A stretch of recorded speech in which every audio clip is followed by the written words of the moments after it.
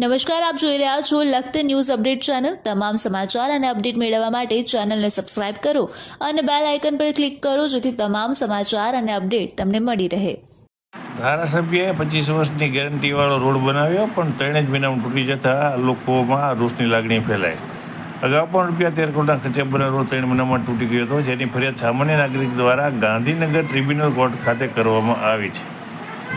આમોદ પાસે બનેલ ધારાસભ્યો દ્વારા અપાયેલ 25 વર્ષની ગેરંટીવાળો નેશનલ હાઈવે નંબર 64 પહેલા ચોમાસામાં જ ખખડધજ બનતા રોડની ગુણવત્તા સામે સવાલો ઊભા થયા છે। મીડિયાકર્મીઓ દ્વારા સારી કામગીરી ચાલતી હોવાની જાણ આરએમબીના ઉપસ્થિત અધિકારી વાછાણીયા સાહેબને રજૂઆત કરેલ, પણ એસ્ટિમેટની કોપી પણ માગણી કરેલ તે મુજબ આપેલ નહીં અને તેને પર ધ્યાન પણ આપવામાં આવ્યું નહોતું।